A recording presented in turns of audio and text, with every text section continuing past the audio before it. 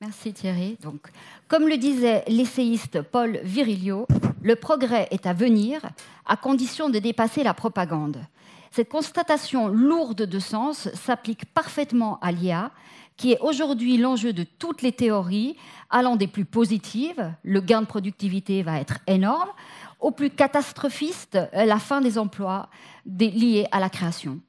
Tous les professionnels qui sont dans cette salle savent ce qu'implique une révolution technologique.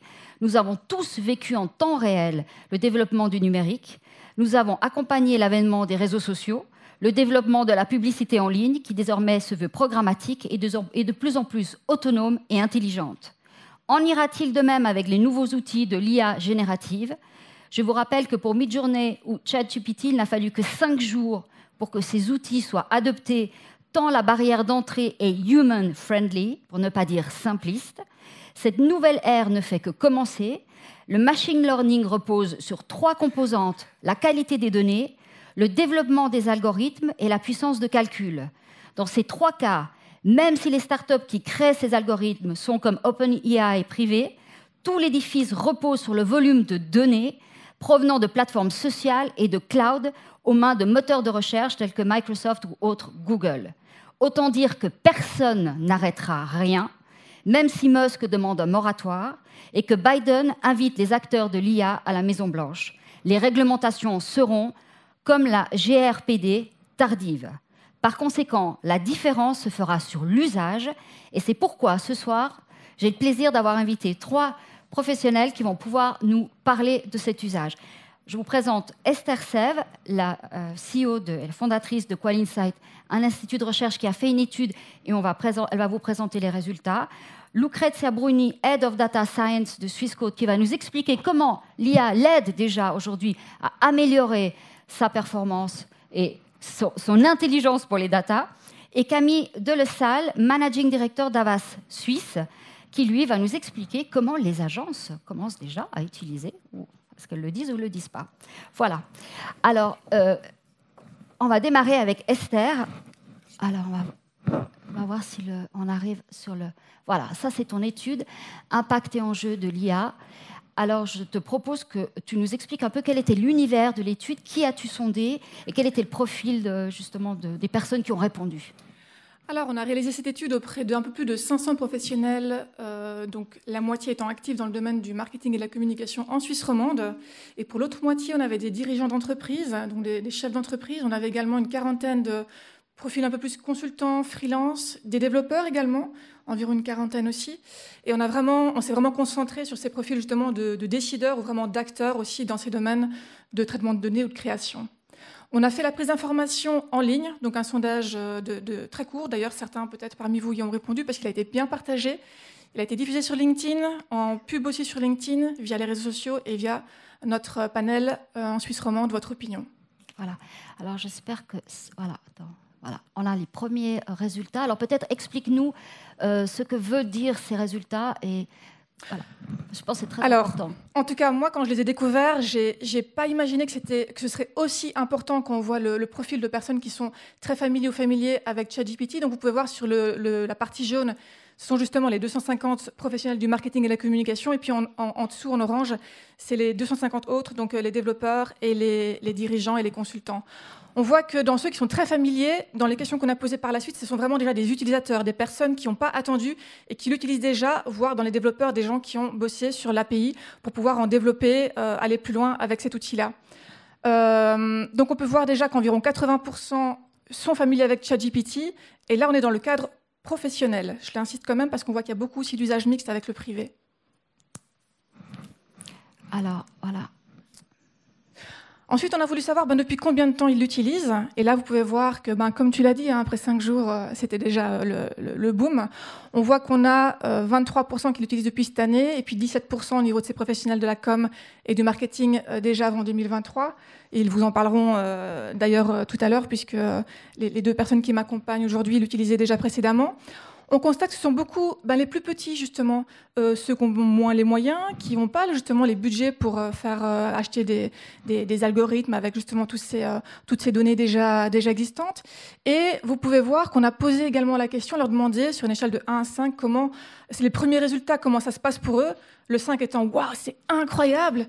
Et ouais, bof, ça va, faut pas s'emballer non plus. Vous pouvez voir qu'on a 75% qui ont mis une note 4 ou 5 sur genre, c'est vraiment l'effet waouh. Donc on a de l'enthousiasme, de l'intérêt, de l'utilisation des premiers essais et beaucoup aussi d'anticipation sur en quoi ça va modifier nos travaux, notre métier et puis notre manière de travailler également, qu'on soit petite agence ou un peu plus gros. On voit aussi qu'on a un gros tiers qui envisage, qui se pose des questions, comment on fait pour l'intégrer. Je ne sais pas si c'est une des slides que tu as choisies, donc je peux déjà le dire qu'il y en a beaucoup qui ont des résistances aussi par rapport à ce qui est déjà mis en place.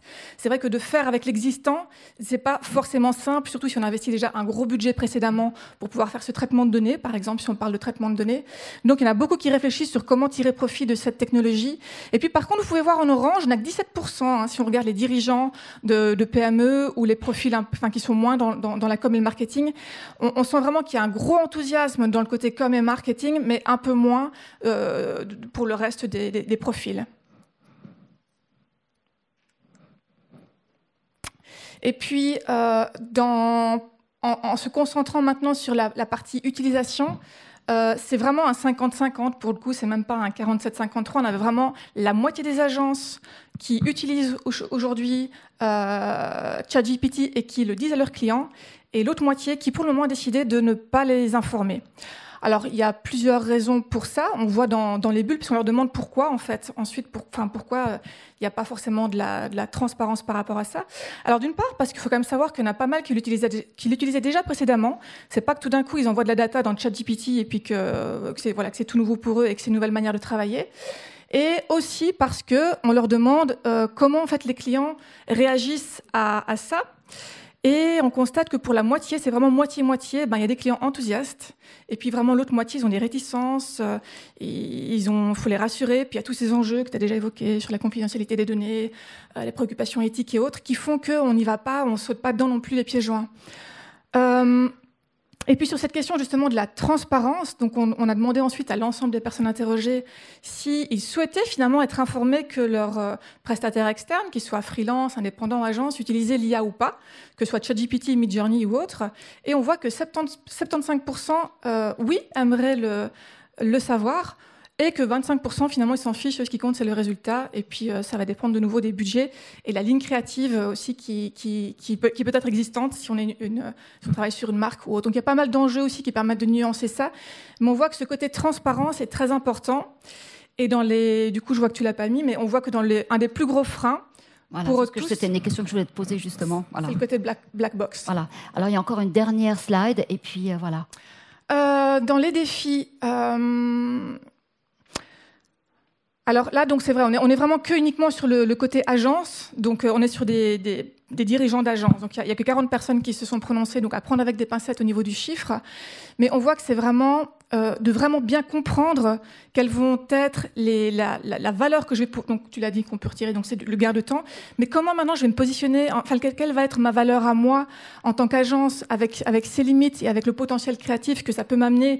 Mais derrière, ça ne fournit pas non plus le job à 100%. Il faut quand même retravailler derrière. La qualité du travail généré par l'IA, là, c'est parce qu'on n'est pas que dans le domaine de la création d'une campagne de pub ou de com, par exemple. Il y a aussi beaucoup d'exploitation aujourd'hui dans le domaine du traitement de données. Et tu en parleras aussi. Le cas on voit que dans le top 3, il y avait tout ce qui était effectivement rédactionnel, contenu. Ouais. Mais il y avait aussi beaucoup d'analyse de données. Et donc là, on ne peut pas non plus y aller les yeux fermés. Et puis, il y a besoin d'avoir cette confiance dans le travail qui était fourni. Et puis, évidemment, la protection des données et la confidentialité. Eh bien, ça, c'est un domaine qui, moi, par exemple, me concerne au premier rang, puisque je fais des études de marché, donc avec des mandats par des entreprises qui, évidemment, n'ont qu'une envie que leurs données soient envoyées sur les serveurs d'OpenAI. Et puis, par rapport à ça, il y a tous ces enjeux aussi avec les ouvertures et puis tout ce qui est maintenant en open source qui va permettre de développer des outils qui vont pouvoir être hébergés sur nos propres serveurs et qui vont permettre d'exploiter les données sur nos propres serveurs. Mais aujourd'hui, test fait, on est aux prémices et c'est pas aussi bien que ChatGPT pour le moment pour les plus petits acteurs.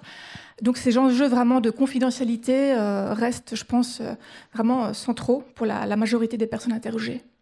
Voilà, je te remercie. On va peut-être donner la parole à Lucrezia, qui, elle, utilise ces outils d'intelligence aujourd'hui, artificielle. Alors, peut-être pas forcément que ChatGPT. Je pense qu'il y a énormément. On voit dans la publicité, ça devient de plus en plus. Je veux dire, le machine learning a fait des sauts presque quantiques. Alors, aujourd'hui, qu'est-ce qui a changé dans ton travail? Sorry if I switch to English because my French is still not so good. So my work is really to handle these big amounts of data and to try to find insights from them. And to do this, machine learning is an essential tool that can help any business to make informed decisions, because AI can really help finding patterns, correlations, trends in this data.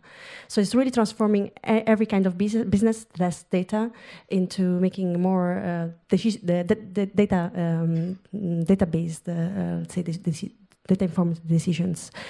So my job has been always treating data and working with this, and it really can steer and improve businesses in different areas. I make just examples to better understand our clients and understand their journeys and make personalized offers to them. So you can really, companies can really be on time to predict what is the customer next move, and to make informed offers. Scenarios. Donc maintenant, on va vraiment sur la prédiction.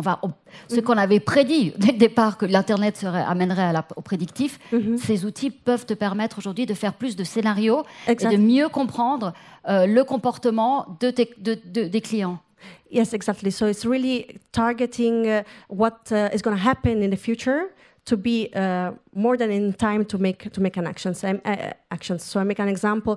If in your business a customer might churn, so might leave your services and move somewhere else, you can predict if this will happen in the future to avoid this happens. So machine learning can really help to be on time and trigger a retention action before the client leaves, because then it's too late. Yeah. So this is just one example. Or also predict what a client will buy or not. And these many companies are doing this. If you think about streaming services, if you watch a TV series or streaming services, then there is an algorithm, there is an AI algorithm that will predict what you may like to watch in the future to keep you engaged and with your services. Ils n'ont pas encore le temps de faire un film, mais bientôt ils le feront. Mais par rapport à est-ce que ces outils te permettront d'avoir moins de prestataires, parce que finalement tu peux mieux traiter à l'interne et donc les datas elles vous appartiennent et tu as moins besoin aujourd'hui d'avoir de l'aide. Est-ce que ça c'est vers quelque chose plus d'internalisation? You mean the help? You mean you won't work with less agencies, marketing specialized and digital. It can help to build things in place, of course, because also for marketing you can then leverage AI to be your own strategies. And really, this is what we do also in Swissquote. My team supports the marketing department with different goals. For example, you can use AI to understand text that is left, like feedbacks that are left by the clients. And this we can do internally. Gently mails. The clients. Le SAV, toute la relation client, elle va être améliorée. Maintenant, on parle que gentiment, c'est magnifique. You can be chatbots. Yeah, chatbots. This can also support in smoothing operations and taking off some loads from the call center. And also, the clients have a benefit because then they can ask questions at every time of the day. So it's a win-win from this side. And yes, and so AI can really help also in smoothing operations. Also, other operations can be taking information from an image or from a document. This is maybe done manually, and you can optimize it and then do it with machine learning, and it takes a few seconds. Okay, merci Lucrezia. Camille, alors là, tu es C'est l'élément. Alors, les agences, comment est-ce qu'elles vont gérer ce truc? Parce que... Ouais, c'est une super question, mais en fait, c'est très intéressant de passer après Swissquote, justement, oui, parce qu'on apprend plein de choses. Si on remonte aussi 3-4 ans en arrière, le machine learning, il fait déjà partie du travail des agences. Alors, moins sur la partie créative, évidemment, je vais y venir. Midjourney, ChatGPT, c'est ce qui vient de révolutionner un peu l'univers de l'IA, mais le machine learning... on travaille déjà avec des outils comme TensorFlow de Google pour des chatbots automatisés, justement pour optimiser le service client de certains de nos clients, ou avec des plateformes qui étaient designées pour mieux comprendre justement les données des clients, donc ce qu'on appelle les first party data. Donc c'est aussi au cœur du débat aujourd'hui avec tous les cookies et justement l'avenir de la publicité. Utiliser et leverager beaucoup plus les données qui sont côté client, c'est quelque chose qu'on fait chez certains de nos clients. Alors Swissquote est très avancé là-dedans, mais cette partie plus marketing de compréhension et d'utiliser la donnée, le machine learning pour optimiser l'expérience client, c'est quelque chose que font les agences depuis déjà un certain temps et qui va continuer à être fait. Alors après, donc la fin des third-party cookies, c'est moins grave que ce qu'on pensait.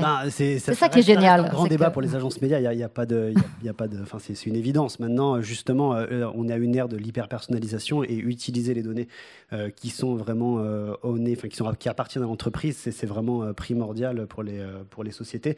Et justement, c'est là où l'IA détecte des patterns, des comportements d'un point de vue plus marketing. Et les agences, c'est aussi leur rôle d'aider les clients d'aider nos clients à mieux comprendre leurs clients. Et ça, c'est pas nouveau, et ça va continuer. Voilà, maintenant, ce qui est nouveau, c'est ces nouveaux outils. Oui, parce que jusqu'à maintenant, ce qu'on comprend, c'est que tant qu'on reste au niveau du marketing, c'est plus ou moins, on peut le dire, et les clients l'acceptent, parce qu'on va améliorer la data, améliorer les stratégies. Mais lorsqu'on va arriver vraiment sur la création, on voit qu'aujourd'hui, on n'est pas encore... Mais qu'est-ce que vous allez pouvoir facturer? Ouais. Mais alors, au niveau de la facturation, c'est une très bonne question. Non, mais déjà, si on repart de cette partie-là, ça demandait certaines compétences. C'est aussi pour ça que c'était moins démocratique et que ça faisait moins peur aux gens. Aujourd'hui, effectivement, écrire ça sur ChatGPT, c'est facile, et puis il répond n'importe quoi, finalement. C'est ce qu'on a vu, oui.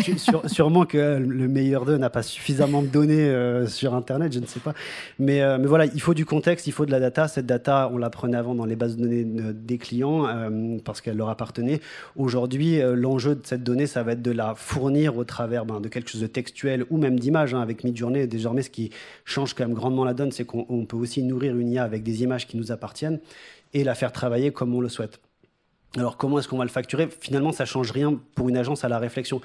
Le point sur la transparence était très juste. Nous, on a toujours prôné un modèle où on transparent sur les honoraires de l'agence et le temps qu'on y passe. Donc à partir du moment où on utilise une IA dans le processus de réflexion, ça prend un certain temps et il a à être communiqué au client au démarrage, et ça fait partie, pour nous c'est important d'être transparent sur le temps qu'on y passe et pourquoi on y passe ce temps, et souvent dans des phases de conception. Excuse-moi, mais autant sur beaucoup de gens ont cru pendant très longtemps que l'internet allait être gratuit, et maintenant ils savent que ChatGPT ça va très vite.